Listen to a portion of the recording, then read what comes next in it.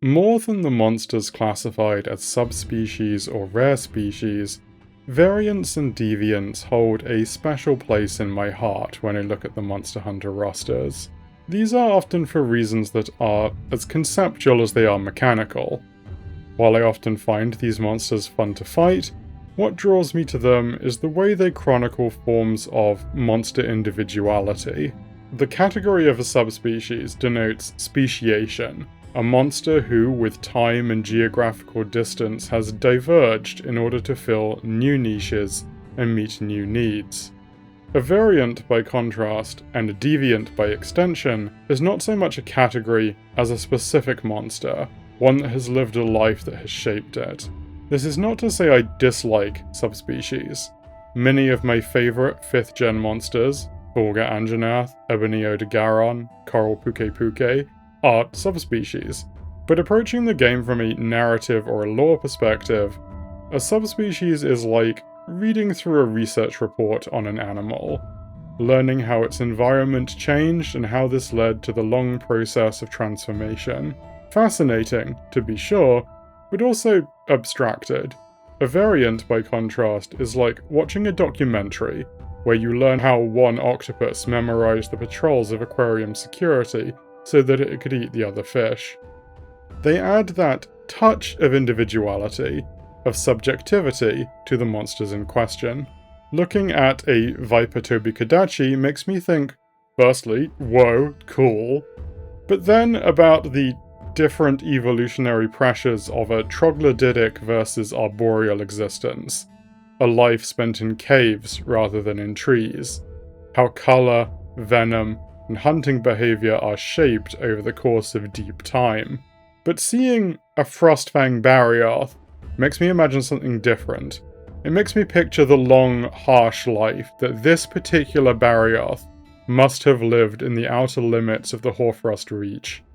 The challenges it has faced, the experiences it has had, the threat that it poses not by a quirk of evolutionary history, but rather by a life well, or perhaps ill, lived.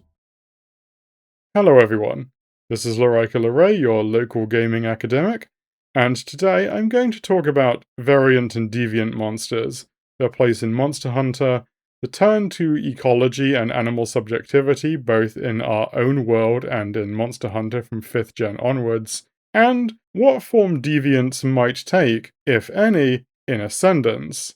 Please like, subscribe, sit back, and relax.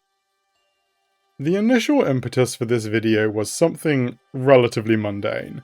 The announcement of Hiraoka Takuro as Ascendance's director.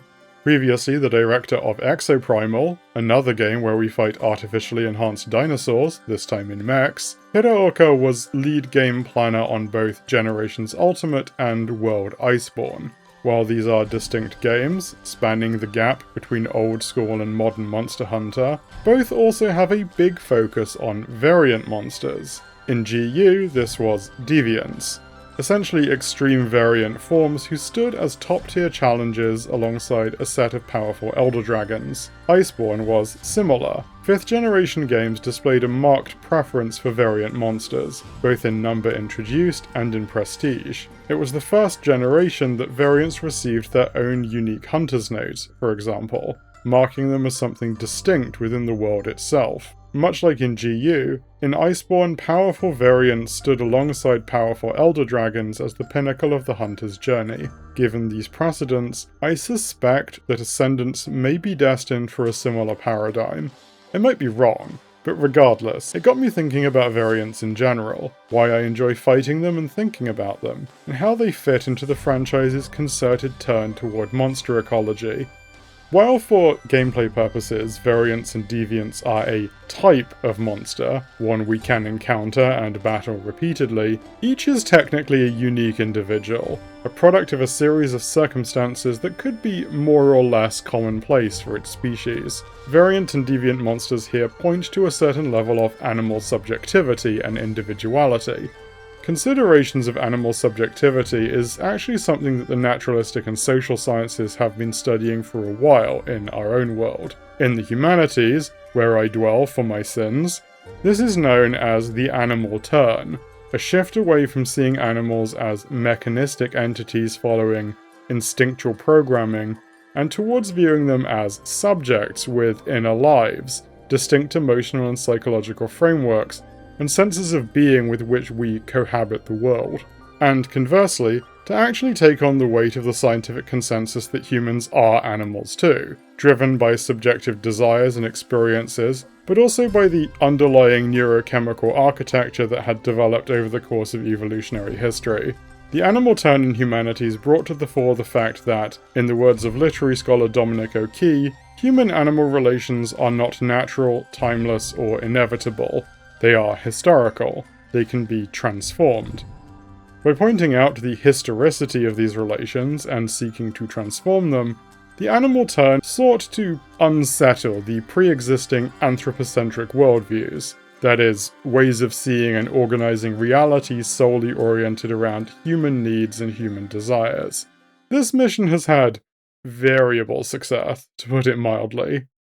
It can be argued that in its 5th generation, Monster Hunter as a franchise also underwent something akin to the animal turn. Contrary to what some players will tell you, Ecology was always the central pillar of the franchise. The short Ecology cinematics that accompanied each monster is a testament to this, and it is a core part of what elevates Monster Hunter above many of its hunting sim boss rush peers, God Eater, Soul Sacrifice, Tokiden, or Wild Hearts. While these games can have great fights and intriguing lore and settings which draw heavily on human mythology and folklore, it is the ecological dimensions of Monster Hunter that often create the series' unique vibe, that sense of being both within and against a vast, ever-expanding world full of majesty and threat. The ecological dimensions are part of what gives the franchise its capacity to grow, to always discover new lands with new monsters and new ecosystems beyond the borders of the known world. Nonetheless, it is still true that the modern mainline games, World and Wilds, have turned more to ecology in realizing their visions and ambitions for the franchise. Since at least World, a focus on people being a core part of the ecosystem itself has also been stressed, even if, much like our own animal turn, its execution has left something wanting. Within the logic of the universe itself, the situating of people as part of the natural world is likely helped by a few factors. One is the reality that humans are not the only sapient species that wields the power of culture, technology, and civilization. The most prominent other example are Wyverians, who, while resembling humans in many ways, are also quite physiologically distinct. The other is Lineans, especially felines, who form a core part of Monster Hunter society, most notably to us in the form of palicos. The existence and prominence of Wyverians and felines, the latter of which are explicitly considered a type of monster in the setting, automatically acts as a bulwark against human-centric thinking. This, in addition to the broadly pre-industrial level of technology, likely contributes to a greater sense of being part of the broader warp and weft of the natural world. The existence of exceptionally large monsters and elder dragons is also likely part of this. It is hard to ideologically set oneself wholly apart from and above the natural world when a Lao Shan Lung could simply level your house next Tuesday and not even notice. That said, it's not like humanity, here including humans, Wyverians, and felines, is not often set apart from nature in Monster Hunter. The role of the Hunters Guild especially is focused on the management of the natural world, through its identification and culling of aberrant monsters, particularly elder dragons, who are marked as living calamities and cannot be captured, only slain.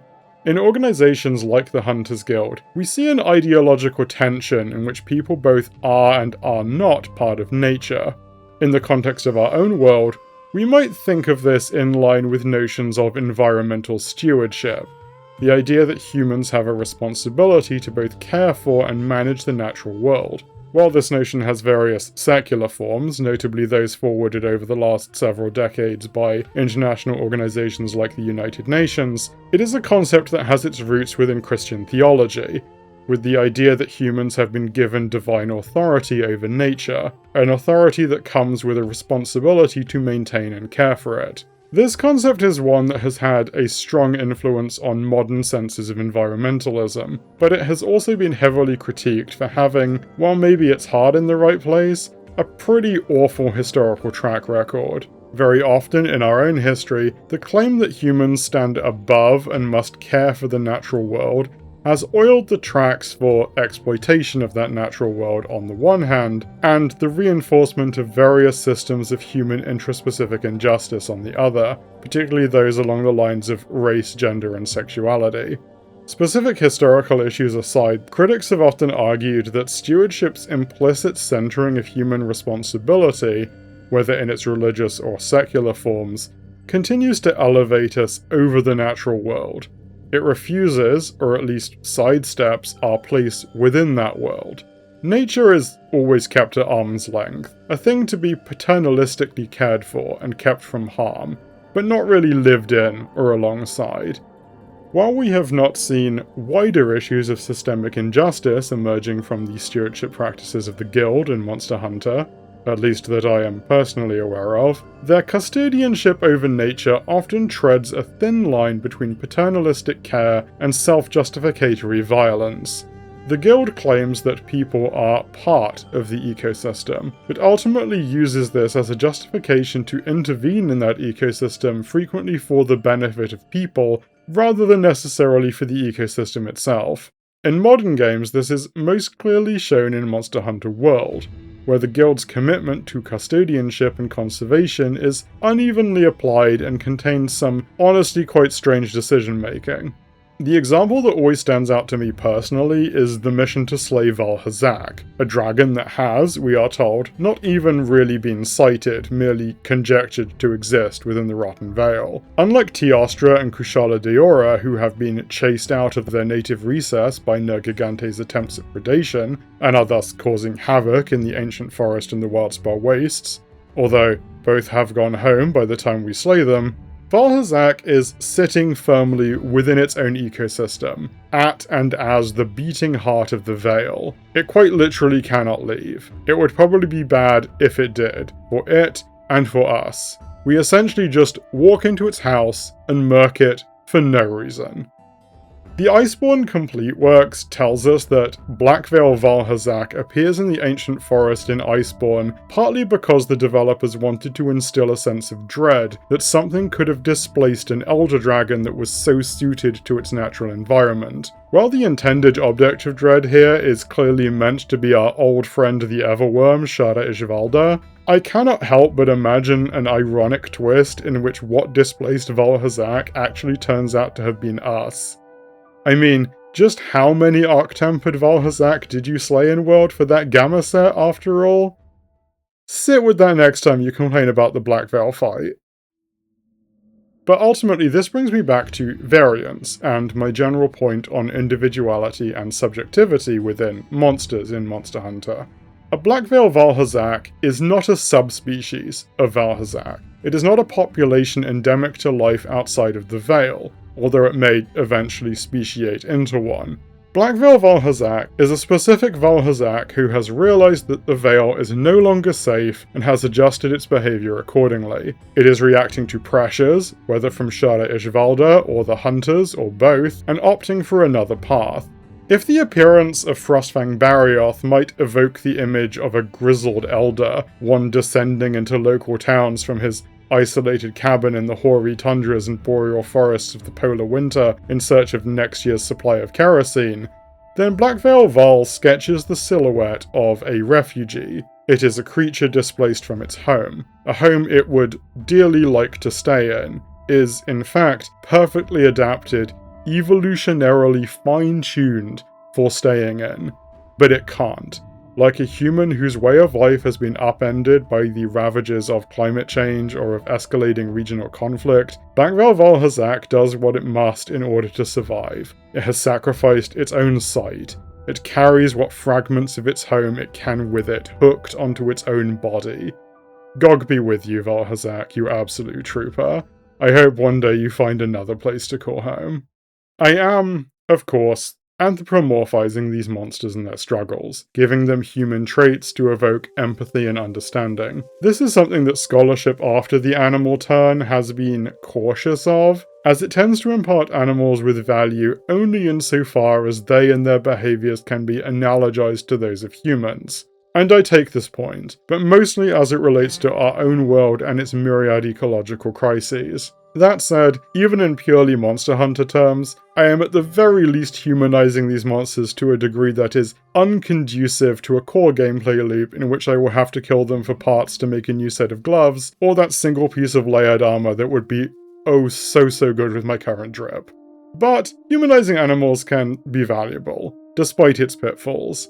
Both in real life, where it can drive empathy, conservation, and companionship, but especially in fiction, where animals are rarely, if ever, only animals. Animals in fiction serve narrative and symbolic ends, often acting as stand-ins and metaphors for all too human traits, trials, and tribulations. A caged bird is a symbol of constraint and a yearning for freedom. A migrating salmon, the inexorable drawer of home and the effort to reach it. A dog of loyalty, a fox of cunning. Monster Hunter is fiction, after all. Its monsters, even while imagined and constructed as animals in lore, are not real animals, are not products of evolutionary time and adaptation to the pressures of actually lived existence. They are creatures designed by humans to evoke reaction, curiosity, excitement, fascination, awe, terror. The stories we either are given or are able to imagine for them is part of this. The Gore Magala in Monster Hunter 4 is not just an animal, it is your rival. Its metamorphosis into Shigaru mirrors your own growth in power as the pair of you circle each other in a final duel atop Heaven's Mount. Sunbreak's Malzeno is not just a dragon that has developed a fraught symbiosis with the species of life-draining parasites linked to another, this time subterranean elder dragon. It is also a vampire who has made a pact with the archdemon of the abyss, one whose fall from grace is given form in its own untainted self, Primordial Malzeno. Confronting this variant that is not a variant at Sunbreak's end, as it struggles and fails to fight off the Curio, we come to see Malzeno not merely as an animal fighting off infestation, but as a knight in the image of old chivalric narratives, one struggling with maintaining his honor and his virtue in the face of mortal frailty and the corruptive influence of the world. And amidst the Citadel ruins, we come to realize that in order to truly close the cycle that destroyed the kingdom, our job is not to slay this monster, but to save it. Monsters like Shigaru Magala or Primordial Malzeno are powerful and evocative fights precisely because of the anthropomorphizing dimensions that we, both as hunters within the world, and as players inhabiting the Earth and its myriad histories, bring to bear in our battles with them. Wilds itself has maybe one of the greatest examples of this dynamic with its own flagship, Arkveld, and her relationship to Nata and his own journey, but that is a topic for another video. Yet, the subject of Wilds does bring me onto the last major thing I wanted to discuss here, which is, what does everything I've been saying actually mean for the expansion? Despite now having waxed lyrical about how variants contribute to our understanding of monster subjectivity within the franchise for far too long, as mentioned in my opening, the actual impetus for the video was painfully mundane. Hiraoka Takuro's announcement as the expansion's director, and with this, my looking at his franchise portfolio. I suspect, with Hiraoka taking the directorial reins, we might be in for another endgame focused on the one hand on powerful elder dragons, and on the other on powerful variants, which for simplicity I will just call Deviants. The story's shifting focus to elder dragons, particularly what I expect to be their climatological impact on the Eastlands and the Dragon Torch, is likely to lead to major upheavals in local ecology, much as Shara Ishvalda's fracking operations did in Iceborne. This will undoubtedly bring new subspecies and returners migrating from the Eastland's core biomes, but it will likely also create pressures that spark deviant adaptations in old and new monsters alike. We already have, in Wilds, one example of a monster spontaneously manifesting deviant traits, Mizitsune, added in Title Update 1, who upon having his head broken twice blossoms with the brilliant flame and explosive bubbles of a soul seer. While I understand that some players found this disappointing, in that it did not allow them to acquire soul seer's bespoke armor or have a dedicated fight with the deviant, for me, this is among Wilds' coolest examples of environmental storytelling with regards to monster ecology. Soulseer Mizitsune develops its powers both via its blindness and its heavy consumption of burst arowana, a fish the Scarlet Forest in particular is quite rich in. As such, when blinded in combat, the latent abilities brought about through this distinct diet come to the fore, violently exploding out of it in a wreath of flame. Looking at this in the wider context of Monster Hunter ecology, Soulseer Mizitsune's emergence here might actually be closer in nature to the way that Arajang ingest Kirin horns as part of their maturation process, activating already existing latent thunder abilities by metabolizing this specific resource. Soulseers just require an additional impetus, the loss of vision. This touches on one of the things that I think makes Variants and Deviants attractive from both a game design and a narrative and world-building perspective. All that is required is an adjustment in circumstances. Unlike subspecies, which on paper require a long evolutionary process of speciation, and thus various logics for inclusion and exclusion, changing environments leading to migration, or simply the discovery of new biomes and their inhabitants, Variants do not need geological timeframes and distance to account for emergence. Every normal monster is a deviant in waiting, given the right impetus. Age, impairment, shifts in hormones or in diet all play a part. In addition to fostering a more personal and individualized narrative around a monster, this often matters for gameplay purposes. It gives license to the kind of dynamism found in Wilds' Mizitsune, in which monsters pressed in specific circumstances or in specific ways can unlock hidden potentials that elevate the combat encounter. There are exceptions, of course. No Barioth or Nagakuga is about to go Frostfang or Silverwind mid-battle unless time travel is involved. Although, much like World's scarred young Garuga, such inclusions could be skirted by limiting them to Wilds' tempered monsters, ones already marked as older, battle-hardened members of the species. But setting aside those determined chiefly by age and experience, there's no reason that other monsters could not develop deviant traits in the heat of combat, or in response to other environmental factors. While Mizitsune is the only monster in Wilds to demonstrate spontaneous deviation, it may not have been intended to be alone at first. We know from data mining that there were originally plans to include Zinogre in one of the title updates, and Zinogre is among the monsters to also have a deviant form, in this case Thunderlord.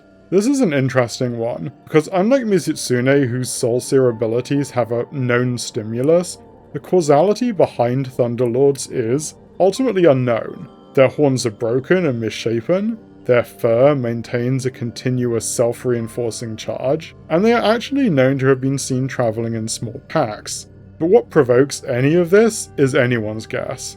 Had Zinogre arrived in a title update, I would not have been surprised to see it develop Thunderlord characteristics in response to certain stimuli, perhaps damage to its horns or back, perhaps fighting it in the Sand Tide leading to environmental overload, perhaps being fought in a pack, creating some kind of resonance loop between members of the species, or perhaps all of the above, or none of them.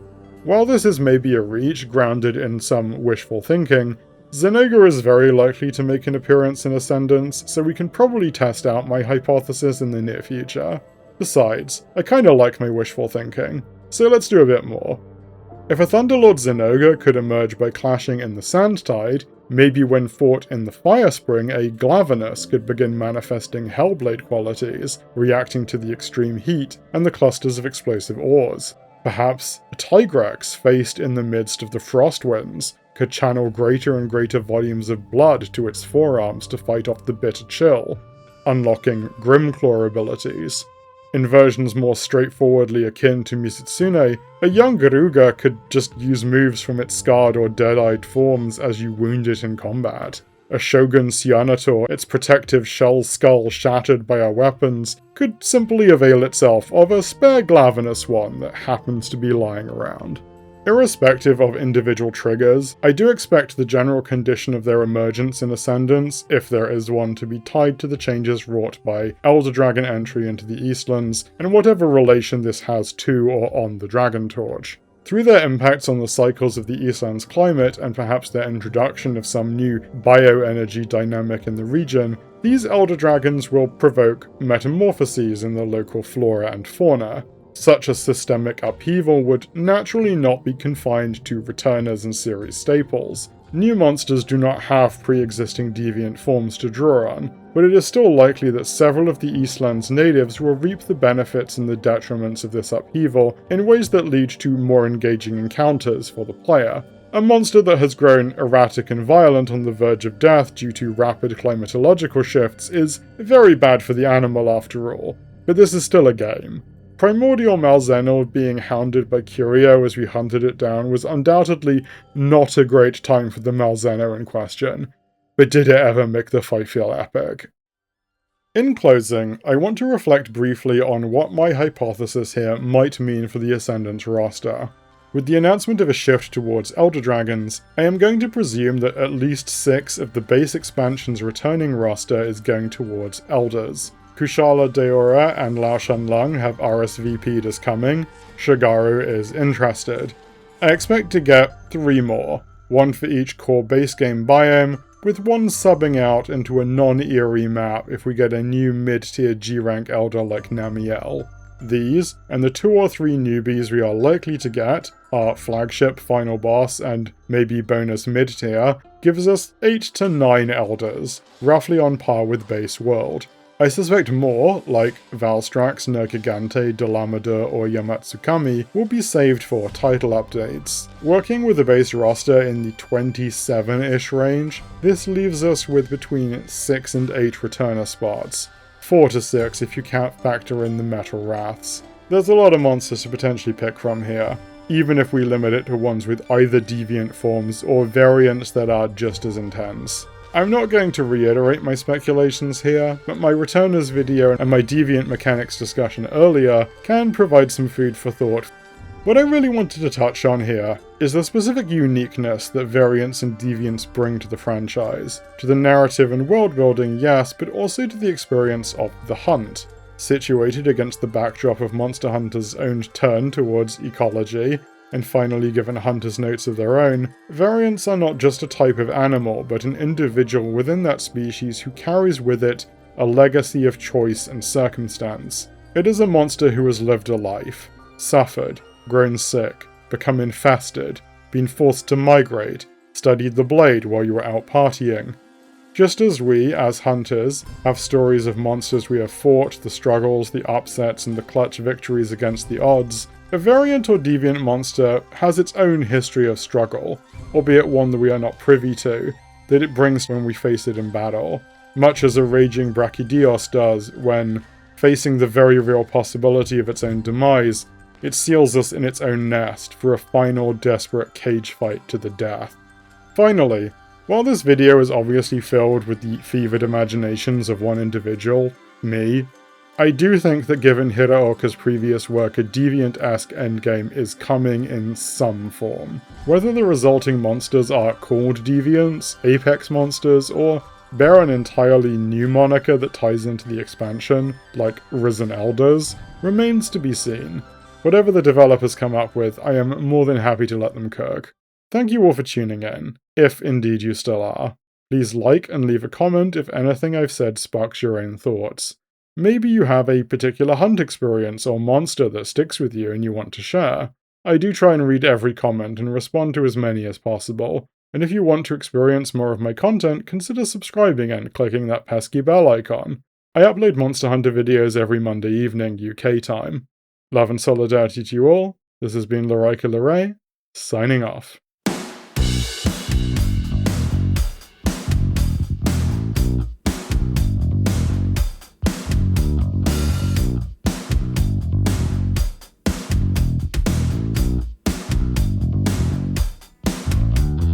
Did I go and burst more than I can give.